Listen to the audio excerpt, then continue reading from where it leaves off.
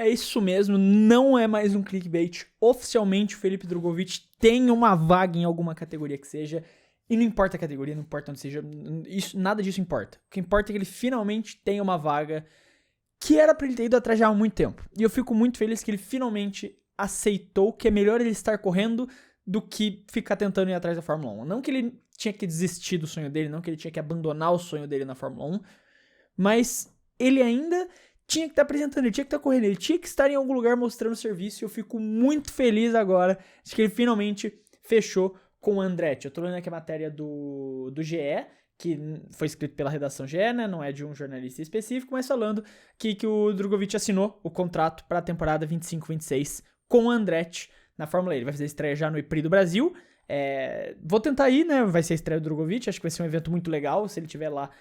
Se ele estiver lá não, né? No caso, ele vai estar, então com ele estando lá, eu acho que vai ser um evento muito mais popular, muito mais legal. O EPRI já é muito legal, eu fui no primeiro que teve no Brasil, é um evento muito bom.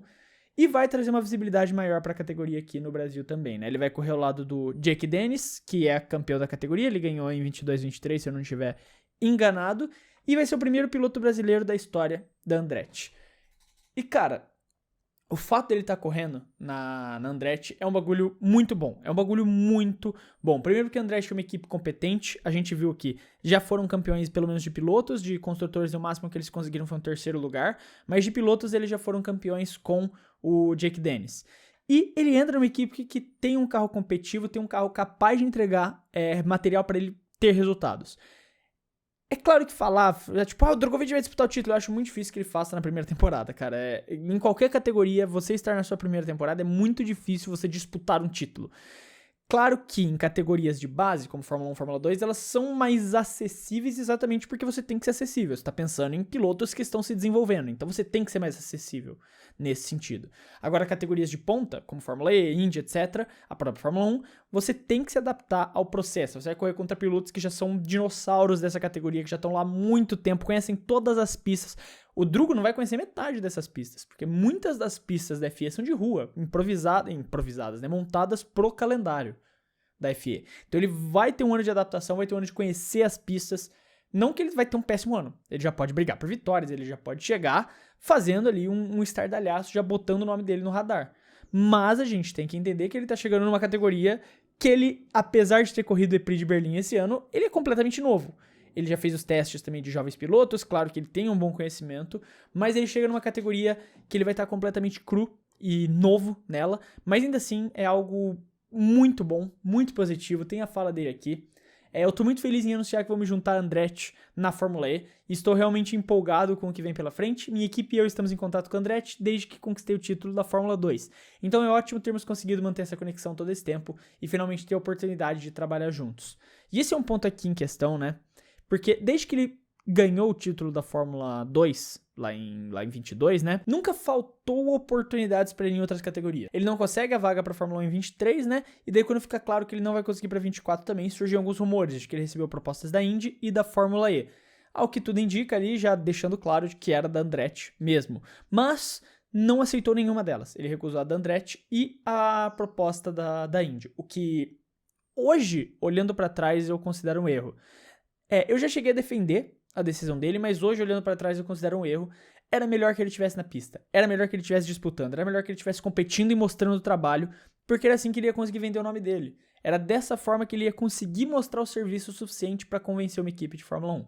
Hoje eu já acho que é tarde demais, mesmo com uma boa campanha na Fórmula E, eu acho muito difícil que ele conquiste uma vaga na F1, porque não seria um ano para ele ser campeão. Se for campeão, seria uma grande surpresa, e aí talvez a gente pudesse ver o nome dele pintar na Fórmula 1, se ele for campeão no ano de estreia da Fórmula E, mas acho muito difícil disso acontecer, porque tem muito talento no grid da FIA, tem muito piloto bom por lá, então ele vai ter que batalhar bastante para conseguir mostrar serviço nesse primeiro ano. Ainda acho que é capaz, é possível dele pegar pódio, ou quem sabe até disputar uma vitória, mas é um grid muito competitivo, é um grid muito difícil, e ele vai ter que mostrar um nome. Voltar pra Fórmula 1, cara, a gente estaria falando dele fazer serviço no que seria não a 25, 26, mas, assim, ele mostraria um nível, ele tem que mostrar nível agora na 25, 26, mas pensar num título de fato, a gente tá falando só a partir da 26, 27, eu acredito. Eu acho muito difícil, de novo, esse ano que ele dispute o título como novato. Aí a gente tá falando de 2027 só, que é quando vai terminar ali a temporada, pra temporada de 2028, né? Porque termina na metade final ali do ano de 2027. Então ele teria que encontrar um contrato pra Fórmula 1 em 2028. Não vai rolar. Então a verdade é que o sonho da Fórmula 1 acabou, mas o sonho do automobilismo não. Porque ele é um ótimo piloto e ele pode fazer carreira. Ele pode correr na FE, ele pode correr na WEC, se ele quiser ir pra Indy, ele pode ir pra lá. E eu fico feliz que ele pega uma oportunidade no Mundial, numa equipe boa que ele vai poder mostrar esse serviço. Ele continua aqui falando também, né?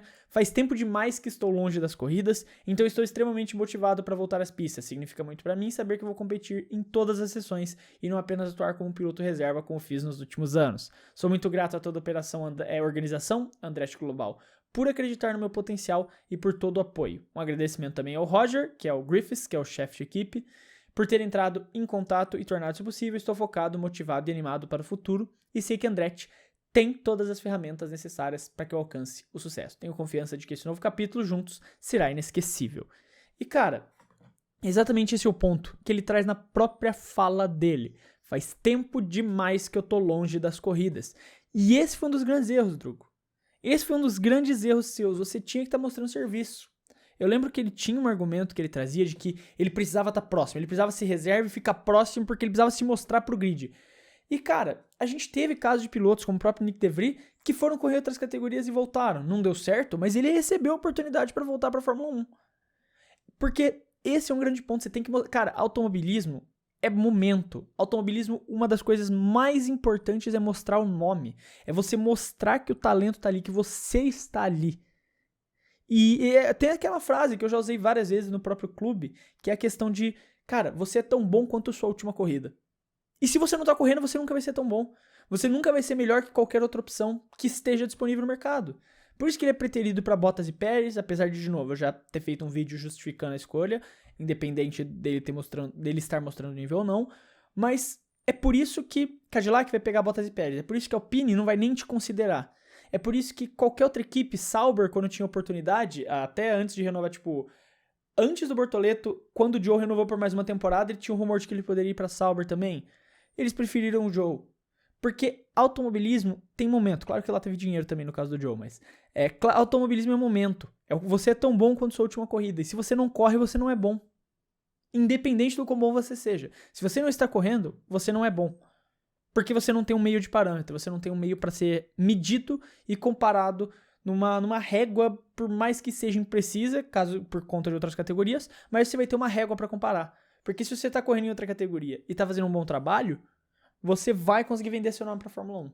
Eu acho que hoje já é muito tarde pra pensar em Fórmula 1, eu não acredito que ele vai voltar pra categoria, mas eu fico muito feliz de ver ele na Fórmula E. Esse ano eu acredito que vai ter um crescimento na FIA por conta disso, especialmente pelo Drugo e ser um piloto com um nome muito grande aqui no Brasil. Vai ter o EPRI do Brasil, que eu acredito que agora vai dar uma lotada, né? Nunca lotou, não é que o evento era vazio também, mas o EPRI nunca lotou. E eu acredito que esse ano vai dar uma enchida maior por conta dessa questão toda do Drugo. Vamos esperar pra ver, mas acredito que a Fórmula E vai ganhar um boom de audiência aqui no Brasil com isso, especialmente se o Drugo estiver indo bem por lá. E eu com certeza vou estar acompanhando e falando aqui com vocês conforme as coisas acontecem. Mas é isso. Muito feliz pelo Drugo tá correndo numa categoria de ponta e numa equipe boa.